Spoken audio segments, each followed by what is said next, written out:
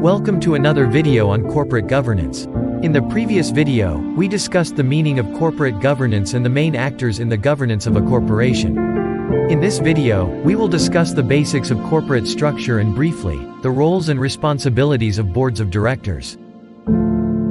As discussed in the previous video, companies are made up of investments from shareholders in the form of share capital, which gives them a stake in the business. These shareholder could also include a legal entity. These are referred to as owners of a corporation. These investments are put in the care of managers or agents who help generate returns in form of dividends to shareholders.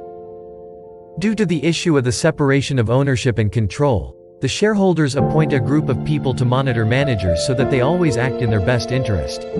These are the board of directors. These are the main actors in a corporate structure. These are the shareholders, management team, and the board of directors. The roles and responsibilities of these actors are defined primarily by corporate governance codes put in place by the government and the corporation's charter and bylaws. This implies that all corporations or companies are subject to government oversight. The management team. The top management team refers to executives, including the chief executive officer, that is, the CEO. The responsibility of these managers are to run the day-to-day operations of the corporation. They also identify and manage corporate risks. As for the shareholders, they are groups of people, organizations, or individuals who invest in the corporation for an expected return. As previously discussed, the shareholders are the ones who appoint the board of directors who protect their interests. For the board of directors, they are responsible for setting strategic goals and putting policies in place for the management to achieve these goals. The board is also responsible for monitoring the performance of the management team, ensuring that they act in the best interest of the shareholders while carrying out their fiduciary responsibilities. Within the board, there are different committees set up to accomplish this task. Examples of such committees include the nominating committee, remuneration committee, the audit committee, and so on. These committees recommend policies to the board of directors. For example, the audit committee carries out the financial and internal audit function. The remuneration committee is responsible for remuneration packages of board members, while the nomination committee recommends members who sit on the corporate board. It is also worth noting that the board of directors are responsible for appointing members of the management team.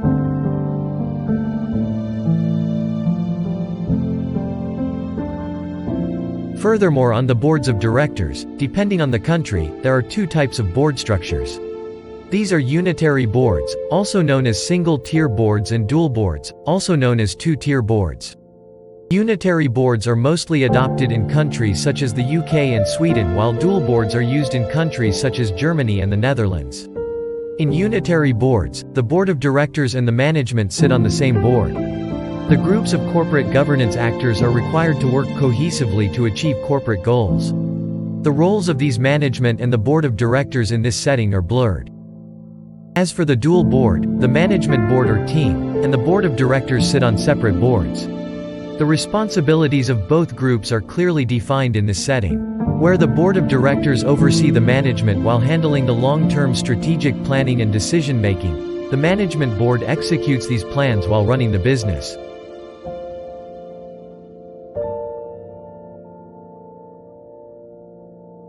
Considering these types of board structures, the roles and responsibilities of the board of directors can be summarized into two, which are conformance and performance. Both roles require the board to carry out inward and outward-looking responsibilities. The conformance role of the board requires accountability in monitoring management internally and protecting the interests of all stakeholders externally. As for the performance role of the board, this entails the leadership role of the board in setting strategy, which is outward-looking, and putting in place policies for the management to help execute this strategy within the organization.